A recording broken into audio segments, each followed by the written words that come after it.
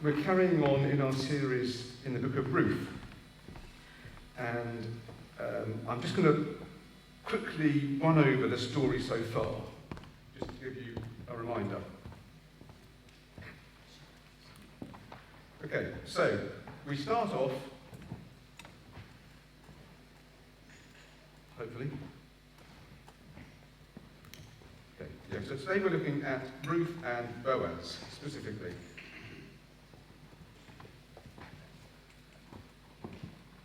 There we are. There's our little family to start with. We have Dad, who is Elimelech. We have Mum, who is Naomi. We have son number 1, who is Mahlon, and son number 2, who is Kilion. And they moved house from Bethlehem over to the land of Moab. They moved from Bethlehem, which is called the House of Bread. They moved because there is no bread, there's a famine, and they decide the best thing is to move house. So they go over to the land of Moab. Then the next thing that happened in the story is, unfortunately, Elimelech dies. That wasn't the plan, but that was what happened. Next thing in the story that happens is son 1 and son 2, that is Mahlon and Kilion, find nice girls to marry. They married Orpah and they married Ruth. The next thing that happens, another sad bit of the story, the 2 boys die, leaving Mum, who's Naomi, and leaving her 2 daughters-in-law, Orpah and Ruth. You following all this so far? Nice simple diagrams for you. Okay, the next thing that happens, we've sort of been through all this in the Book of Ruth already, and we're kind of leading up to the bit that we're going to come to today. The next thing that happens is that Mum, who is Naomi, and one of the daughters-in-law, who is Ruth, return to the country that they came from, leaving the other daughter-in-law, Orpah, in her own country. They left her behind. And then we get to the bit of the story that we're talking about today.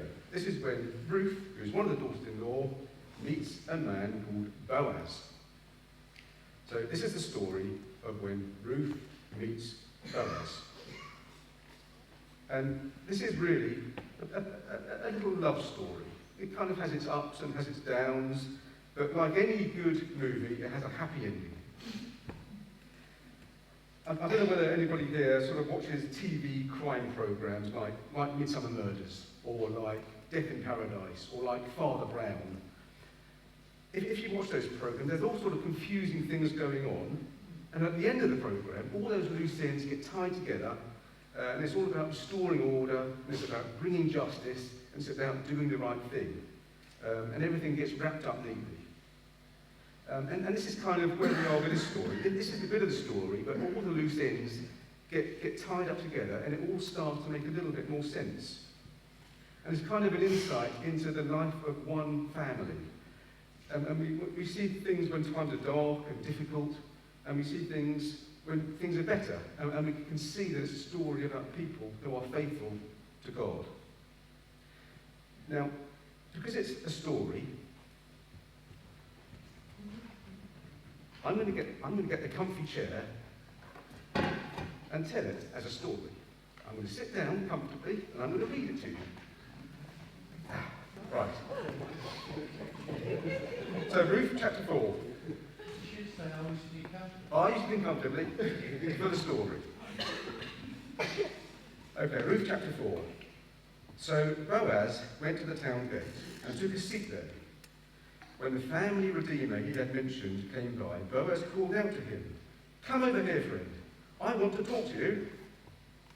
So they sat down together, like I am now. Then Boaz called 10 leaders from the town and asked them to sit as witnesses. And Boaz said to the family redeemer, "You know Naomi, who came back from Moab. She's selling the land that belonged to our relative Elimelech. I felt that I should speak to you about it so that you can redeem it if you wish. If you want the land, then buy it here in the presence of these witnesses. But if you don't want it, let me know right away. because I am next in line to redeem it after you." The man replied, "All right, I'll redeem it."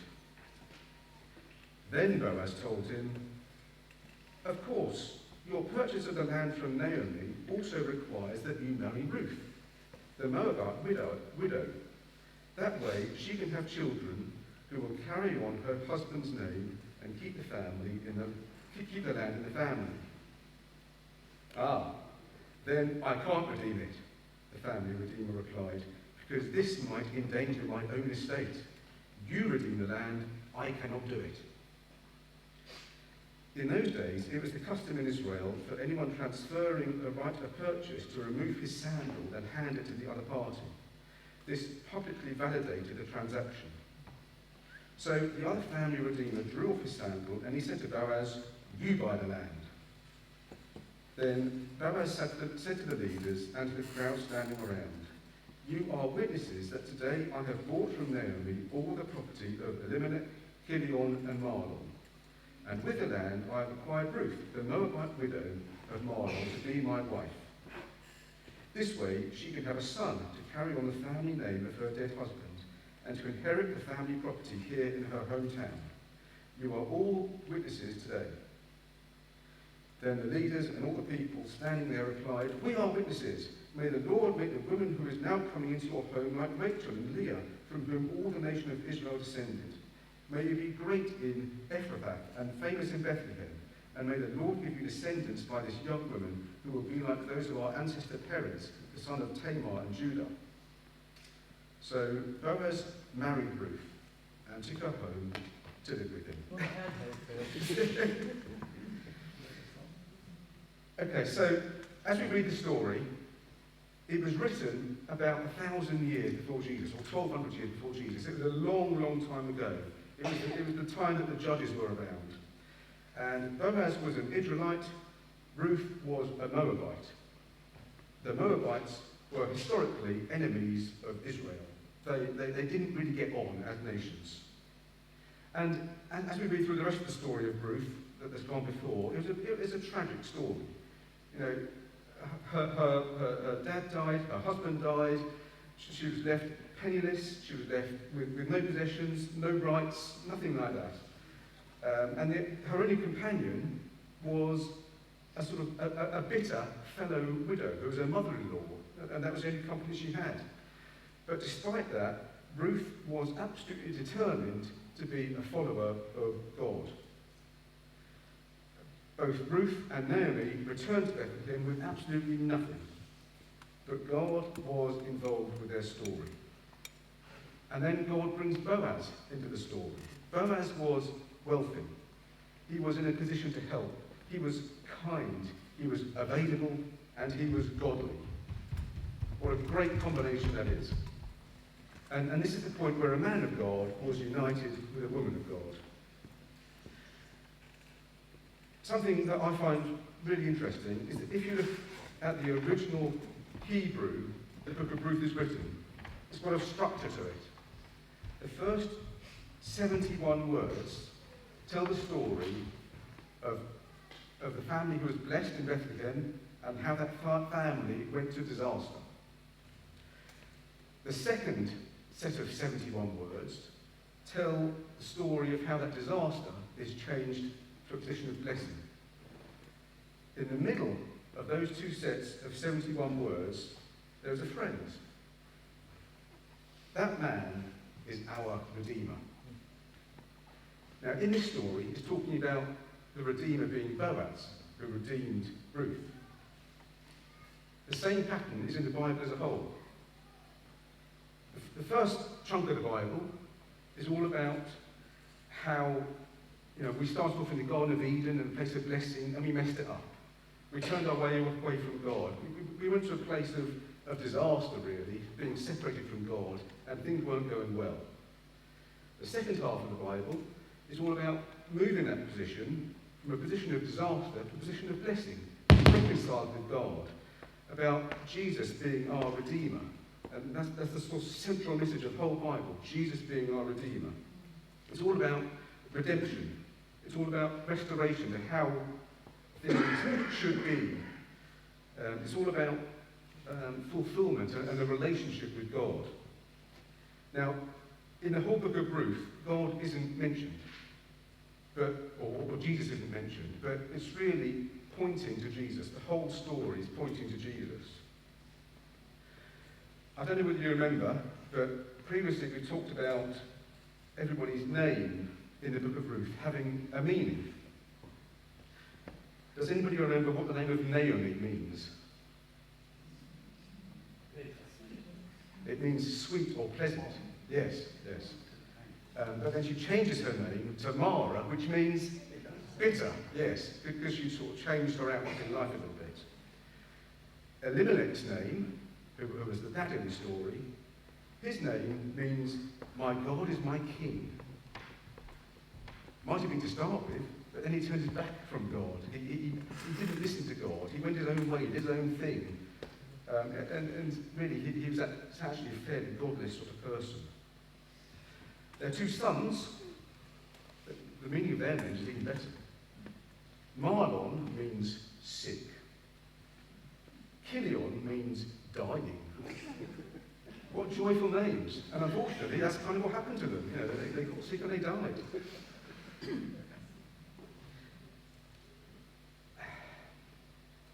Now, if you look at the structure of the book again, as I say, it's kind of two bookends.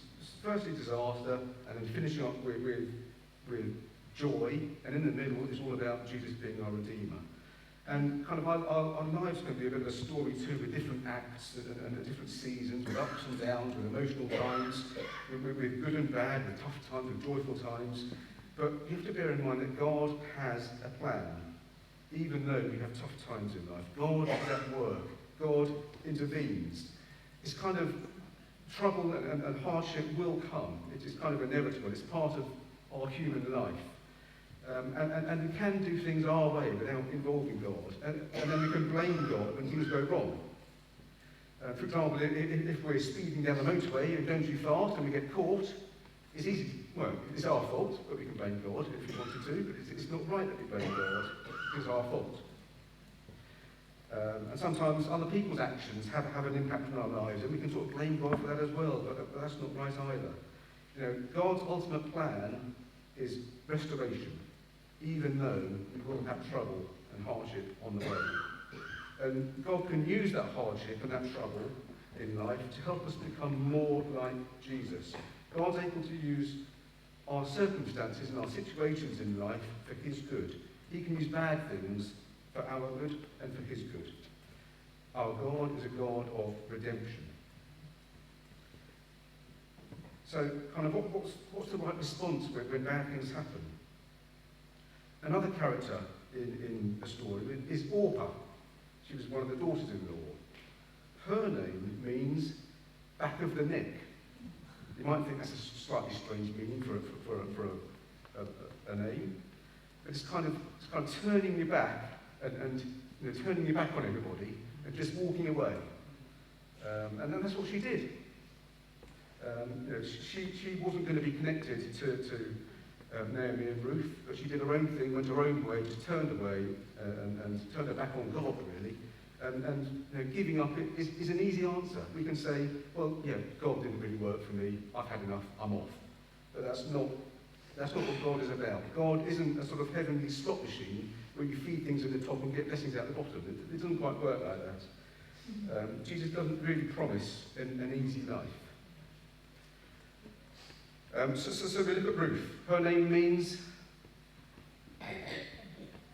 friend or companion, yes. She clung to God. She had a good heart and she trusted God. She wasn't born into it, but she came to know God through a relationship with somebody else. And she refused to get bitter and angry about all the things that were happening in her life. She made a decision to trust God. And we should kind of emulate Ruth's attitude. If we're honest, most of the time we're kind of somewhere between Ruth and Orpah and Naomi, with all their different attitudes and their different way of looking on life. But Naomi, whose name means pleasant, was utterly and entirely honest with God and her family. Naomi was happy when she left her country, but she was so-called sour-faced when she returned because of all the things that had happened to her. She went from being pleasant to being bitter, from being full to being empty. She left wealthy, she returned with nothing. And it's kind of good to be honest with God when we're finding life difficult, when we're struggling, when we're starting to feel distant or bitter or distant with God. We shouldn't be covering things up. God doesn't get angry with us. God just wants to be involved in our lives, to redeem us, to reconcile us with him. And Ruth had the faith that God could take her out of her situation. A little phrase I learned as a teenager is an itinerant mendicant. An itinerant mendicant is someone who is homeless and jobless, in simple terms, and Ruth was one of those. She was a refugee in a foreign country. She had nothing. She was a widow. She had no possessions, she had no rights, and she would have been at the very, very bottom of society. Yet when Boaz saw her, he didn't see any of that. He saw beyond all her life situation and just saw her character. He saw that she was a good person with a good heart and a very godly attitude. And Ruth and Boaz started to connect together. So, question for you. It's a multiple choice quiz. How would we describe Ruth's attitude and behaviour as we read the story? Was she panicking? Did she think, oh no, I've got to find a man, what am I going to do? Oh, he'll do. Anybody ready for that one? Was she stropping and resentful and whining, saying, no, why? Was she that? Was she desperate? Was she pleading? Did she go up to Boaz and say, here I am, look at me, please, I want to be your girlfriend, please. No? What about this one? Was she obedient and trusting? Was she a woman of God? Happy with that one? Okay. So, she wasn't stressed, she wasn't worried, she trusted that God had a plan in her life. She saw the bigger picture. And she didn't really wobble in her belief when things didn't go entirely to plan. And then if we look at Boaz, he was an Israelite from Bethlehem. Ruth was a Moabite from a different country, 50 miles away. They had different traditions, different morals, and the two nations were really enemies. But remember, this is a love story. So, let's think about Boaz. How would we describe Boaz's attitude and behaviour when Ruth came along into his life? Was he desperate? Was he resentful? Did he think, oh, who's this woman bothering me? Was he respectful? Okay, yeah, I'll go along with that one, but I'll probably go along with this one even more. He was obedient, and he was...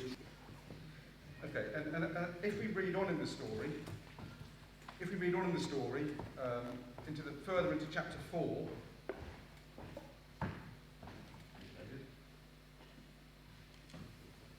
as we read on into chapter 4, we will see that the couple married and they were blessed with a son called Obed. Obed was the grandfather of David. David was the predecessor of Jesus. And so, God worked an amazing thing in these two people's lives. If God is for us and at work in our lives, it really should transform our outlook of life and our attitudes. We need to really trust God that he has a plan and is working in our lives. If we waver, if we doubt, that can cause more stress if we don't totally trust God. If we look back to the beginning of the story with Elimelech, who was the father in the story, he did not place his trust in God. He thought, there's a famine in this land, I need to get out of here, I need to go to a foreign land where there's food, and that's what he did. He made a godless plan, he made a plan based on his own sort of priorities, his own ideas, and it really didn't work out well for him at all. we should really submit to Jesus' leadership and Jesus' plan for our life. It can be very easy to rebel against God, which is kind of the opposite of submission. That's what Elimelech did. And the result is his sort of life plan was entirely godless, and the family initially paid the price for those sort of selfish decisions. Whereas Ruth had a very humble attitude. She moved to a foreign land with nothing. She didn't complain about it. She was very humble. Her life plan followed obedience to God. She was obedient to God's authority in her life. She had hope in God and trusted that he had a plan for her good. She trusted that God had a big plan of redemption. Now, there's one other character in this story who we haven't mentioned yet. And I've read about him in chapter 4 there, but he doesn't have a name. Everybody in this story has a name except him. So we'll just call him Nameless Other Guy, because we don't know what his name is. Now really, Nameless Other Guy had a duty. He had a job to do. It was his job to redeem Ruth, because he was in line, or Naomi, but he chose not to. He doesn't really deserve a name, to be honest with you. He sort of neglected his duty and his responsibility. He didn't see the bigger plan. He was just concerned about himself and his reputation and what it meant to him. It didn't even register to him that this could be part of God's big plan. It could have been the story of Ruth and Nameless Other Guy, who were the ancestors of Jesus. But it wasn't him, because he just thought, no, that's not for me, I'm not going to do it. And sometimes we can just look after number one and not see the bigger picture of being part of God's big plan.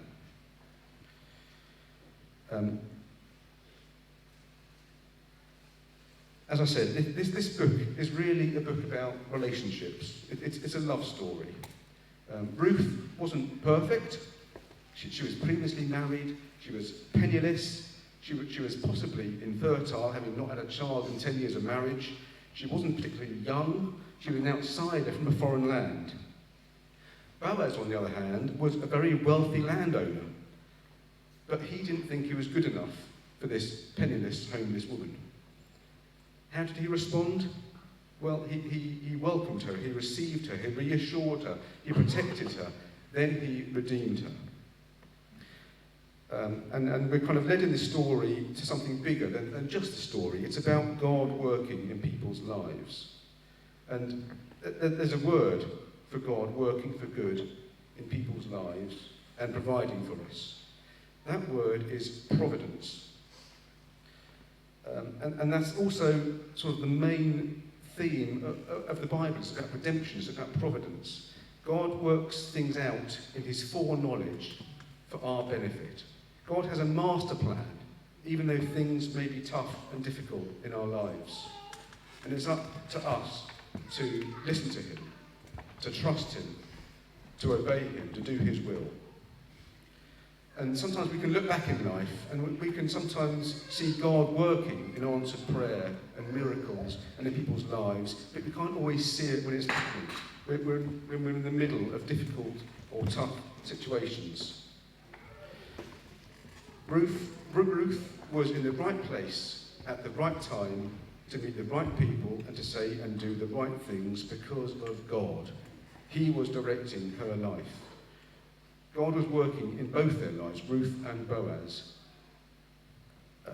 Despite their issues, God still worked. And does God still work today? Can he still do the same thing? I'm glad you said yes. So we can and we should expect God to continue to work, but it's not always easy to spot, necessarily. He wants us ultimately to have a relationship with him. It shouldn't be a sort of a heavy burden or something we should be fretting about or worrying about. And it's not about religious activity. He wants to know us, and he has good plans for us. He wants to walk through life with us. We can still muck things up, we'll still have grief, we'll still have problems, we'll still have difficulties, there'll still be trouble in life, but we can still have full confidence that he is in control. Jesus offers us a new hope, a new sense of belonging, a new eternal home. And sometimes we can feel we're not good enough for God. We don't belong to God sometimes, but the fact is that we do. We have a new status as a child of God. Sometimes we can think, how can God possibly forgive me or possibly love me? But we have to remember that God works for our good, and we can trust him completely. He will always receive us. He won't be shocked by us, and he won't turn us away. He acts with compassion. He redeems us. Only Jesus can redeem our past, our present, and our future.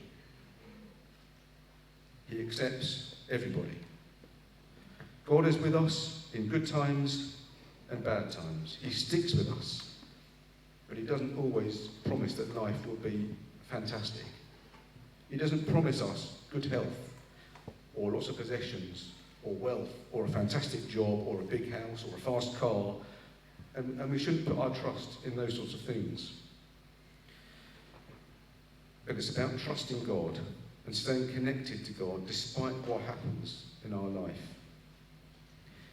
If we're sick, or if we're poor, or if we suffer bereavement, it doesn't mean that we have a lack of faith or that God doesn't care about us. He does.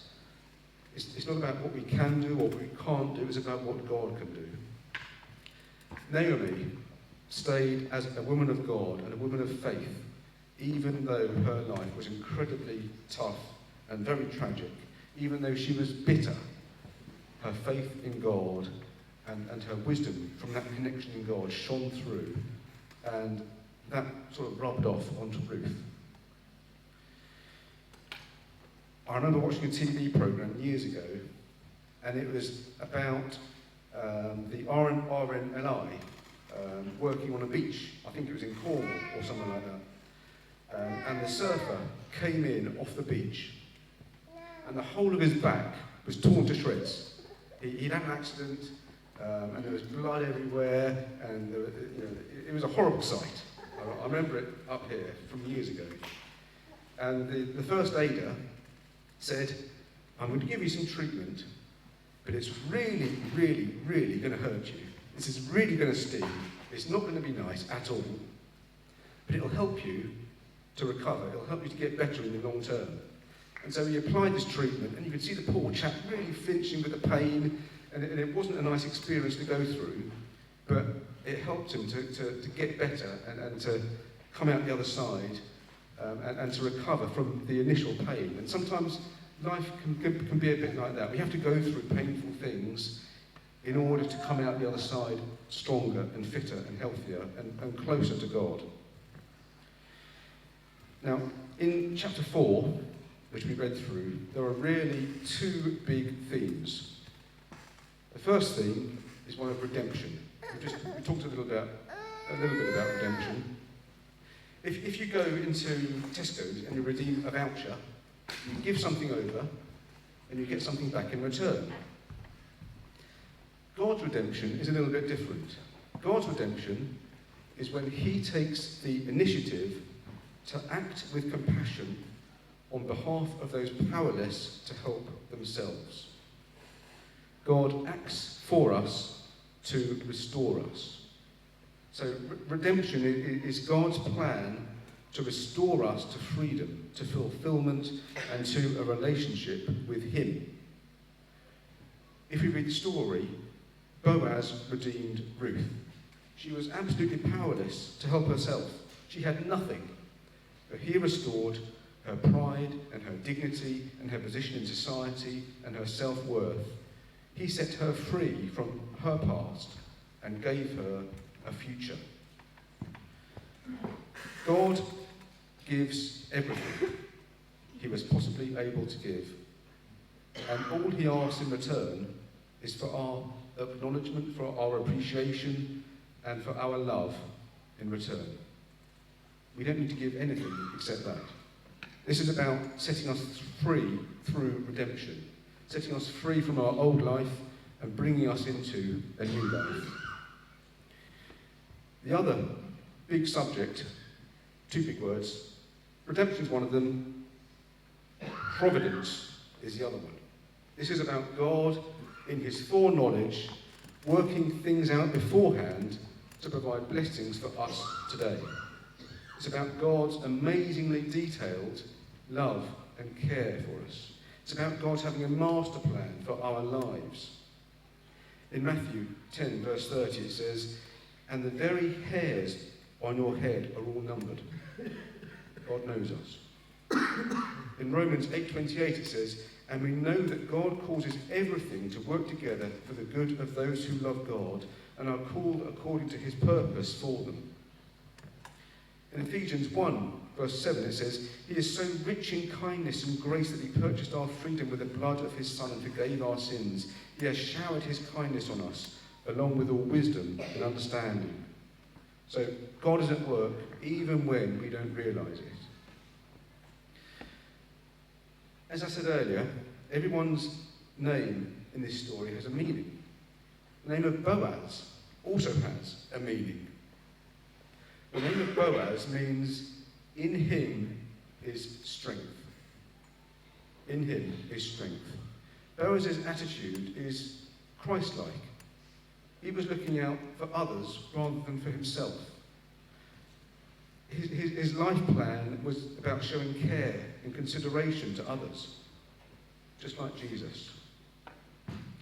Boaz took on responsibility, despite what others may have thought. Boaz was a leader who took action. Boaz had strength of character. Boaz didn't lie back and expect God to somehow act. He took action. Boaz was included as part of God's plan because of his attitude. He lived with sort of Christ-like intentionality rather than selfish ambition. In Philemon 2, verse 3, it says, "Don't be selfish. Don't try to impress others. Be humble, thinking of others as better than yourselves. Don't look out only for your own interests, but take an interest in others too. You must have the same attitude that Christ Jesus had." And this is very much the character of Boaz all over. It's also the character of Jesus all over. There are a lot of comparisons we can make between the character of Boaz and the character of Jesus, even though Jesus didn't come along for another 1,000 years or so. Boaz showed strength through humility. This was his character. This was who he was. This is also who Jesus was. Boaz was from Bethlehem. So was Jesus. Boaz's name means, "In him is strength." Jesus' character is one of total strength. Boaz provided for Ruth and looked after her. Jesus provides for us. Boaz put the needs of Ruth before his own. Jesus does the same. Boaz didn't care about what people may have thought about him associating with somebody like Ruth. Jesus has the same approach when he associates himself with us. Boaz was a man of power and wealth. Jesus is all-powerful and almighty.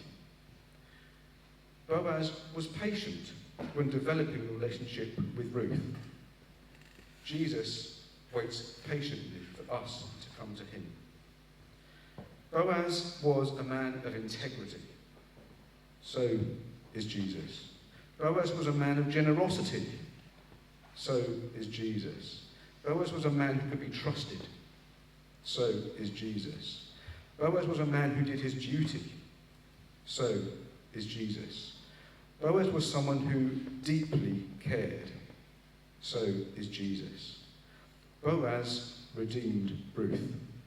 Jesus redeems us. Boaz had all those characteristics along with human weaknesses. Jesus was human as well as being totally God. Jesus can do so much more. Jesus displays God's love for us and caring for us. Jesus is for you and not against you. Jesus is full of grace and love towards you. Jesus has a good plan to redeem you from your old way of life and to set you free from it. Just to wrap up with a little challenge. As I said, this is about redemption. It's about providence. It's about God looking out for us, God having a plan for us, God wanting to redeem us. And really the question today is, will you let Jesus into your life to transform you, to redeem you, to set you free from your old way of life and bring you into a new life? Will you let Jesus mould you and shape you so that you take on more of the character of him? Jesus longs to work in your life, and he will wait patiently for you to make that first move. Then he will start to work in you, and he will continue to work in you. And that's really my prayer for today, that he will work in you in all our lives.